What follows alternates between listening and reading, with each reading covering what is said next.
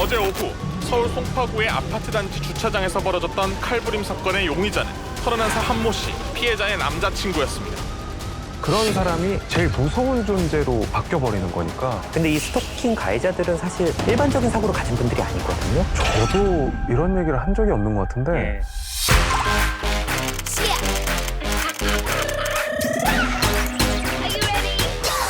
꼬리에 꼬리를 무는 코멘터리, 꼬꼬멘터리 네 번째 시간이 찾아왔고요. 낯익은 얼굴. 네, 다시 찾아오셨습니다. 정신건강의학과 전문의 오진승 선생님입니다. 안녕하십니까? 자, 감사합니다. 네. 가장 빠른 시간 내에 2회 출연을 달성하신 우리 오진승 선생님. 오늘 그 꼬꼬무에서 다뤄볼 이야기도 우리 오진승 선생님이 꼭 계셔야 될 것 같다. 좋은 이야기 좀 듣고 싶어가지고 모셨습니다. 자, 오늘의 이야기를 소개해드리겠습니다. 꼬꼬무 정규 시즌 74회에서 방영이 됐던 가락동 스토킹 살인 사건입니다. 일단 영상 함께 만나보시죠.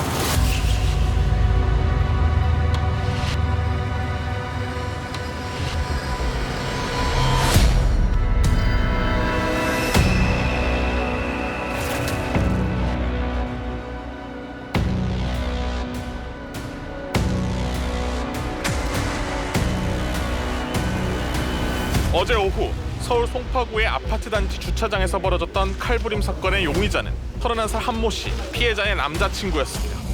난 절대 못 헤어져. 나 없이 행복할 것 같아? 나를 놔줄 생각이 아예 없는 거야? 사랑하는 방식이 잘못된 거잖아. 내가? 지금도 나를 스토커로 보는 건가? 아니면 내가 무슨 짓을 했으면 좋겠어? 넌 절대 행복하지 못해. 정은 씨는 4월 19일에 살해된 게 아니야.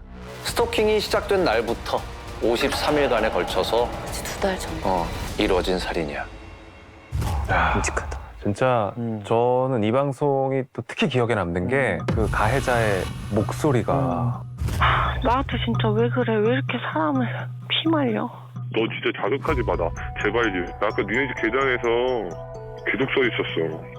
불행해도 만나주면 안 돼? 전화통화 음성을 들으니까 와 진짜 무섭더라고. 보셨어요 혹시? 예, 봤습니다. 너무 좀 끔찍하고 저는 사실 스토킹 피해를 또 당한 적이 있어서 진짜요? 예, 이 회차가 더 공감이 좀 됐던 것 같아요. 혹시 뭐 괜찮으시면 예. 얘기를 좀 해주실 수 있을까요? 벌써 2년이 지난 일이긴 한데요. 네. 2021년 5월에 저희 병원에 여러 차례 이상한 내용의 편지도 오고 또 아예 문이 잠겨져 있는 상황인데 비밀번호를 알아내서 저희가 확인한 것만 한 3번 정도 무단 침입을 했고요. 이게 그냥 몰래 왔다 가는 게 아니라 자기가 들어왔다는 걸 쪽지에 이제 남겨놓고 뭐 메시지를 좀 남기고 간다거나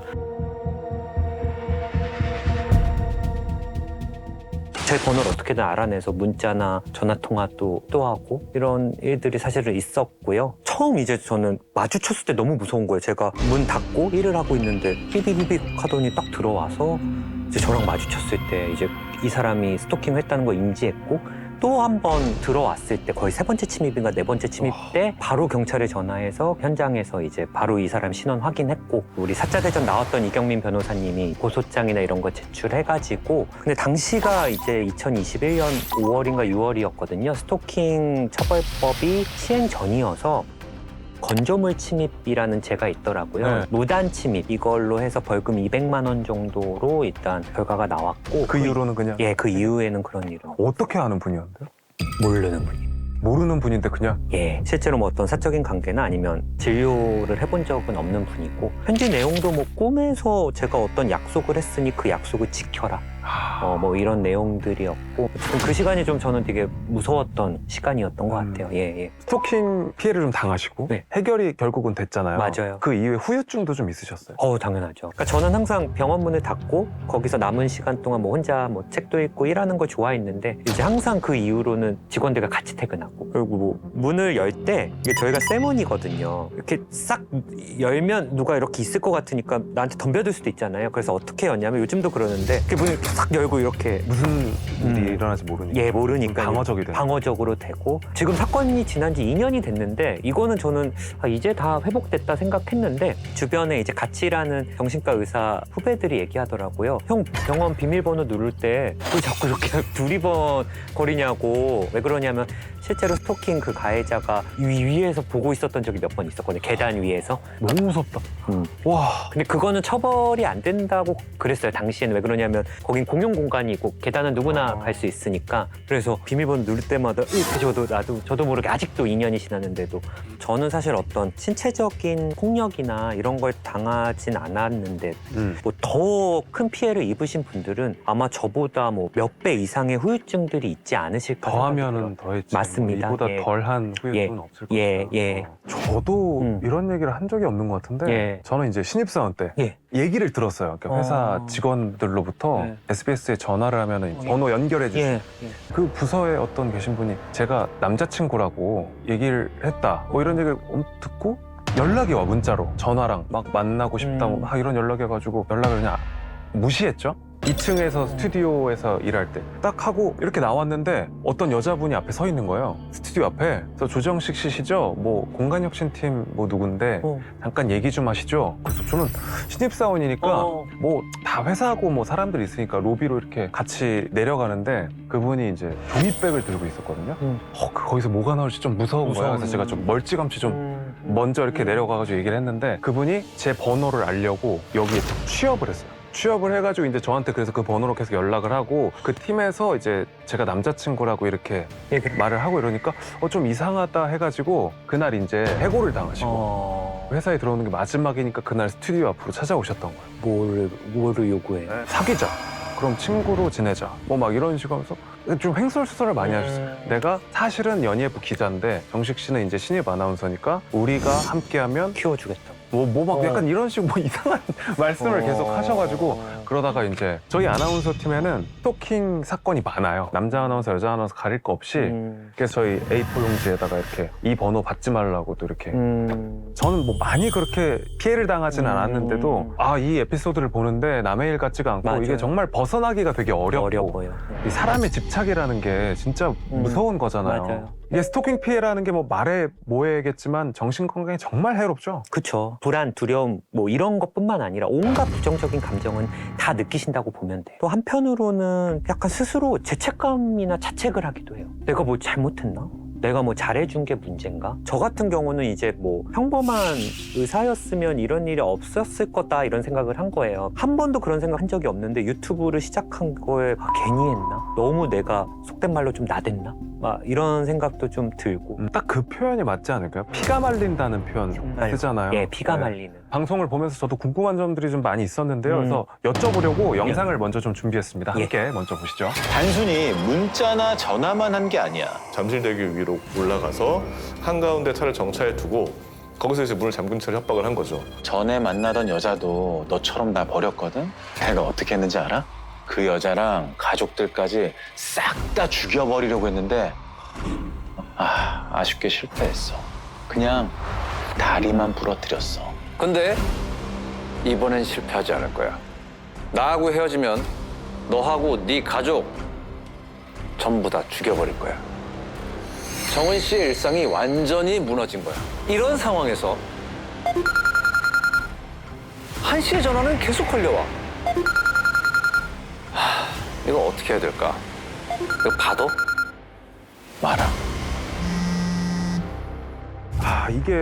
이거를 그냥 무시해버리면 막 나뿐만 아니라 우리 집에 찾아서 우리 가족한테도 좀 위협을 가하지 않을까? 맞아. 전화를 받아서 좀 달래야 되지 않을까?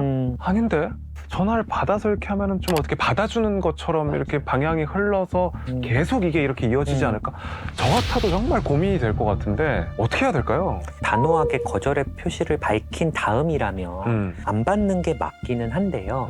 제가 이런 스토킹 사건을 좀 경험해보고 환자분들 진료해보니까 네. 결국은 개인이 어떻게 혼자서 해결할 수 있는 1대1로 해결할 수 있는 방법이 많진 않아서 전화를 받고 그 받는 게 이 사람을 뭐 달래고 이 사람을 맞춰주려고 받는 게 아니라 증거를 확보하기 위해서 전화를 받는 건 맞는 것 같아요. 녹음을 다 꼭 그렇습니다. 예, 그러니까 뭐 이 사람이 욕을 하거나 협박을 하는 부분들도 다 어쨌든 증거가 될 수 있기 때문에 제가 봤을 때는 너무 괴롭고 힘든 일이지만 전화를 좀 받고 이거 증거 확보하는 게 좀 맞지 않을까라는 생각이 좀 들긴 들어요. 그러니까 뭐 지금 이 시간에도 스토킹 피해를 당하고 있는 분들이 많이 계실 수 있고 또 맞아요. 누구에게나 일어날 수 있는 일이잖아요. 맞아요. 그럼 만약에 이렇게 스토킹 피해를 당했을 때 어떤 조치를 취해야 될까요? 뭐 피해자들이 대처를 못해서 범죄가 일어난 건 네. 아니거든요. 뭐 가락동 스토킹 사건도 피해자가 지속적으로 거부를 했는데 인정하지 않고 부정한 가해자가 100% 잘못을 한 거거든요. 네. 전문가분들이 말씀하시는 게 몇 개 있는데 첫 번째는 설득하려고 하거나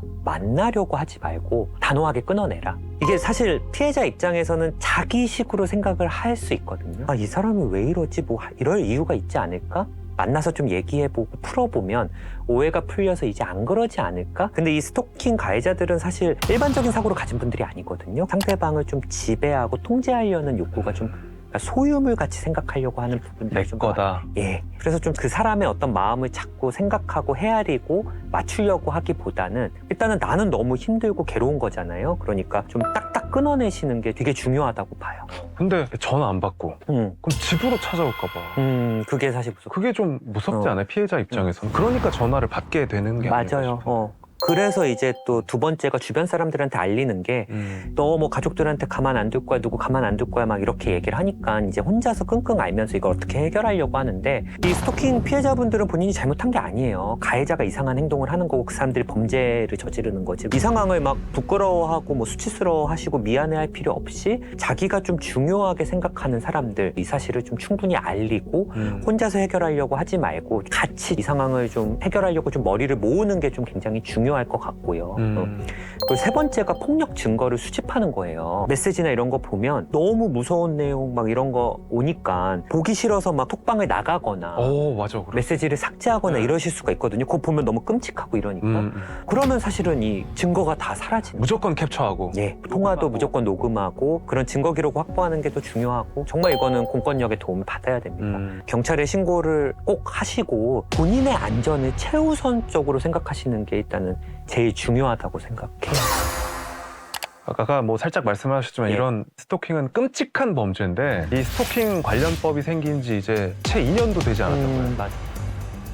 법이 생기기 전만 해도 스토킹을 지금처럼 심각하게 받아들이는 사회 분위기가 아니었던 것 같다는 아니었죠, 생각도 아니었습니다. 좀 들어요. 음. 뭐 이런 시선 때문에 2차 피해들도 많이 일어날 것 같은데, 그죠? 맞습니다. 제일 이제 스토킹 피해자들한테 상처 주는 얘기가 뭐 남녀 간의 문제는 당사자들만 안다. 그러니까 이미 스토킹을 하는 행동 자체가 피해자한테 위협이 되고 법을 위반하는 범죄인데 좀 사랑의 표현이 좀 가격하게 이루어질 수 있는 게 아닌가. 너를 그렇게 사랑하다 보다 이런 식으로 보는 주위의 시각들이 좀 굉장히 위험할 수 있고 피해자한테 정말 2차 가해를 가하는. 근데 아직도 이거를 모르는 분들이 많다고 생각 들고요. 저는 이제 제 스토킹 사건이 기사화가 돼서 이렇게 네. 뜨니까 댓글들이 달리잖아요. 네. 근데 저 정신과 의사가 뭐 행동을 했으니까 저 여자가 뭐 구실을 줬으니까 저렇게까지 왔겠지.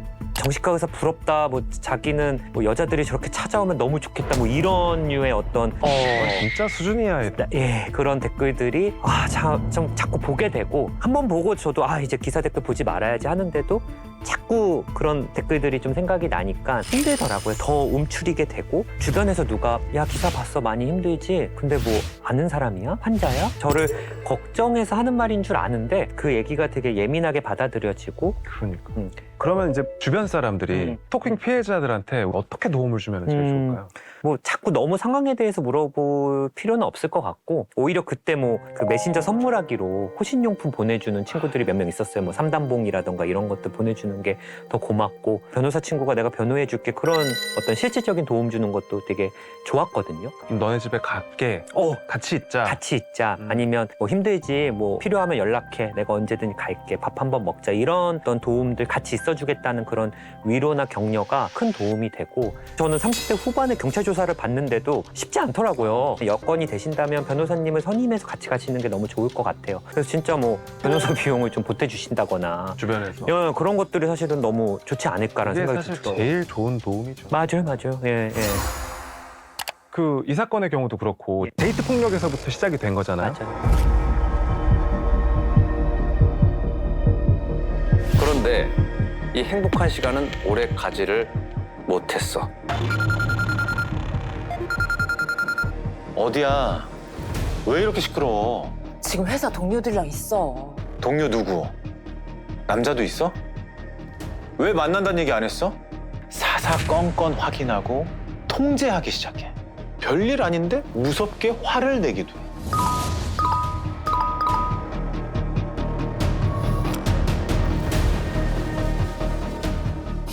난 절대 못 헤어져. 나 없이 행복할 것 같아.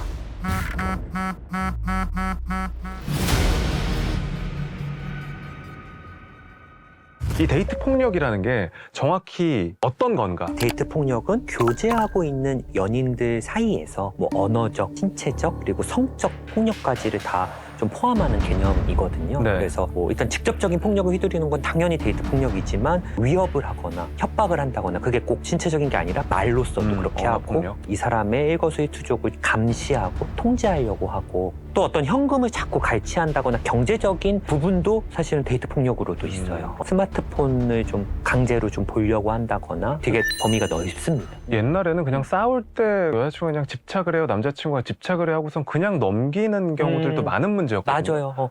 그러다 보니까 이게 그냥 어떤 연인 간의 질투나 시기인지 그러니까요. 아니면 데이트 폭력으로 봐야 되는지 이런 고민들이 사실 많이 하시는데 저는 정신과 의사로서 이걸 봤을 때 네. 자꾸 다른 사람들, 다른 연인들과 우리 연인들을 비교하면서 기준을 정하시는 게 저는 아닌 것 같아요. 내가 일단 우선시 돼야 되는 것 같아요. 내가 괴롭다 하면 이건 예. 데이트 폭력이다. 내가 불편하고 괴롭고 충분히 싫다라는 의사를 몇 번 전달했는데도 상대방이 내 의사에 반해서 계속되는 폭력적인 행위, 통제, 간섭 이런 거는 사실은 저는 좀 데이트 폭력으로 봐야 될 것 같고 가해자들이 사실 굉장히 교묘해요. 이 사람들이 반복적인 패턴이 있으니까 피해자분들도 이 상황에서 벗어나지 못하는 경우가 많거든요.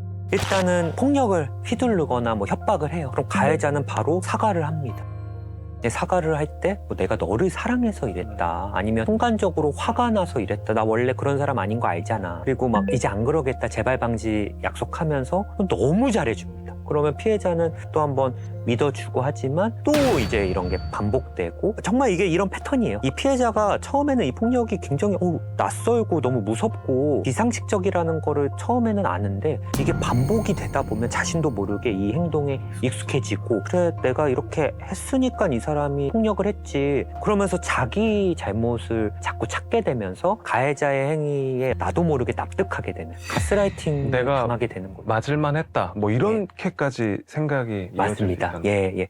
아니 그게 제일 무서운 것 같아요. 그러니까 남자친구나 여자친구라는 게 어쩌면 제일 가까운 존재잖아요. 맞아요. 그런 사람이 제일 무서운 존재로 바뀌어버리는 거니까. 예. 상대방이 내 집 그리고 뭐 회사, 친구들, 가족 일거수일투족을 다 아는 상황이기 때문에 나는 어디에도 안전한 공간이 없다 이렇게 좀 생각을 할 수 있어가지고 본인이나 혹은 친구나 가족들한테 보복 조치를 할까봐 좀 적극적인 조치를 취하는 게 굉장히 어렵습니다.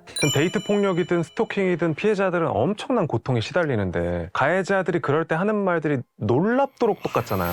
제가 피해자를 사랑하였는데 피해자는 저의 사랑을 배신하였습니다. 아파트 주차장에서 60대 남성이 여성의 몸을 힘껏 붙잡아 끌고 갑니다. 제 마음을 좀 알아달라고 나를 치안으로 생각을 하느냐고. 사랑해서 그랬다. 예. 이 말은 진심인 거예요? 뭐 전혀 진심이 아니죠 사실은. 본인의 행동을 피해자를 사랑한다는 식으로 정당화시켜서 피해자를 좀 지배하려고 하고 피해자를 좀 조종하려는 모습이기 때문에 이거는 뭐 결코 사랑이 아닙니다. 그러니까 진짜 옛날에 우리가 너무 자연스럽게 봤던 말이지만 요즘 보면은 좀 무섭게 느껴지는 어떤 말? 10번 찍어 안 넘어가는 남 없다. 그럼. 지금 생각하면 되게 폭력적인 말인 것 같잖아요. 그렇네요. 우리 어렸을 때 보고 자란 드라마에서도 주인공이 싫다고 거절해도 계속 배쉬하고 결국에 또 뭐 연인이 되는 그림들도 우리가 사랑을 얻고 네. 그걸 로맨틱하게 포장해서 막 예쁜 BGM으로 보여주고 이거 자체가 잘못됐다는 말씀이신 거잖아요, 그죠? 맞습니다. 스토킹이나 데이트 폭력 범죄들이 요즘에 많이 생기면서 안전이별이라는 말이 유행처럼 생기게 됐는데 진짜 몇 년 전만 해도 들어보지도 못한 말이었었는데요. 예. 저도 몇 년 전에 처음 들었던 얘기인데 뭐 옛날에는 뭐 이별도 그렇고 스토킹도 그렇고 안 보고 싶으면 이사 가면 끝인데 뭐 요즘은 뭐 SNS나 이런 게 좀 발달되어 있다 보니까 뭐 가해자가 좀 피해자한테 심리적으로 좀 압박을 가할 수 있는 수단이 좀 많이 늘어난 것 같고 내가 SNS를 차단한다 그래도 상대방의 SNS 친구들을 통해서 또 어떻게든 연락을 좀 이어가려고 하고 또 연락처를 알아내고 이런 일들도 정말 많더라고요. 그래서 뭐 이런 안전이별이라는 단어가 좀 생긴 게 아닐까라는 생각도 들고 실제로 안전이별을 좀 대행해주는 서비스도 좀 활발하게 있다고 합니다. 자, 그러면 만약 이 영상을 보고 계신 분들 중에 이제 안전이별을 고민하고 있거나 스토킹 피해 때문에 좀 고민이 많은 분들이 있다면 우리 오진승 쌤은 어떤 말을 해주고 싶으세요? 당신 잘못이 아니다. 이거는 그 사람이 100% 잘못한 거지 피해자인 당신이 자신의 행동을 막 돌이켜보면서 힘들어하시고 괴로워하시고 스스로의 잘못이라고 생각할 필요가 없다. 이렇게 일단은 말씀을 많이 드려요. 계속 말씀드리지만 철저하게 본인 안전에만 신경을 써요. 본인 안전에 신경. 그러니까 막 다른 사람들 신경 쓰고 뭐 가해자의 심리를 신경 쓰고 뭐 나의 평판이나 다른 사람들이 우리를 어떻게 볼까 이게 아니라 내가 지금 너무 괴롭고 위협을 느끼고 있으니까 자신의 안전을 우선시하시고 내 안전에 우선시되는 행동들 위주로 좀 저는 좀 하셨으면 좋겠습니다. 지금까지 가락동 스토킹 살인 사건에 대해서 여러 가지 코멘트를 같이 저희가 달아봤는데요. 오늘 나눴던 이야기는 어떤 이야기라고 정의해 볼 수 있을까요? 꼬리에 꼬리를 무는 지금도 벌어지고 있는 주변의 이야기. 사실 저는 스토킹이라는 게 저와는 상관없는 일인 줄 알았어요. 뭔가 잘생긴 연예인 혹은 여성분들, 주로 이런 분들만 피해자가 될 줄 알았는데 제가 이렇게 스토킹을 당한 거 보니까 정말 스토킹은 누구한테나 좀 벌어질 수 있구나 이 생각이 좀 들었고 데이트 폭력이나 이런 스토킹은 정말 본인들이 얘기하지 않으면 우리가 쉽게 알 수 없는 일들이어서 지금도 정말 내 친구나 내 가족이 당하고 있을지 모르거든요. 그래서 우리 사회가 뭔가 이런 데이트 폭력이나 스토킹에 대한 인식이 좀 바뀌어서 피해자들이 떳떳하게 그리고 적극적으로 좀 도움을 요청하셔서 좀 얼른 이 괴로움에서 공포에서 좀 벗어날 수 있는 좀 계기가 되었으면 좋겠어요. 그러니까 지금까지는 꼭 무슨 어떤 피해 사실이 생겨야지 조치가 들어가는 경우들이 많았잖아요. 구체적인 피해가 생기기 전에 상대방이 좀 위협을 느낄 때부터 좀 사회적으로 그 피해자를 지켜줄 수 있는 그런 장치들이 많이 마련됐으면 좋겠다는 생각이 좀 듭니다. 네.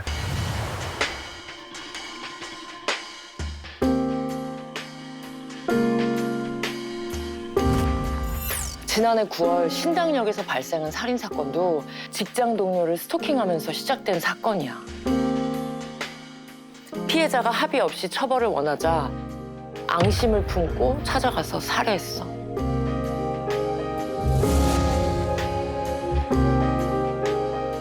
스토킹 범죄에서 피해자가 처벌을 원하지 않더라도 가해자를 처벌할 수 있도록 하는 스토킹 처벌법 개정안이 오늘 국회 본회의를 통과했습니다. 개정안은 피해자와 합의하면 처벌할 수 없다는 반의사 불벌 조항을 없앤 것으로 재석 의원 246명 전원 찬성으로 가결됐습니다.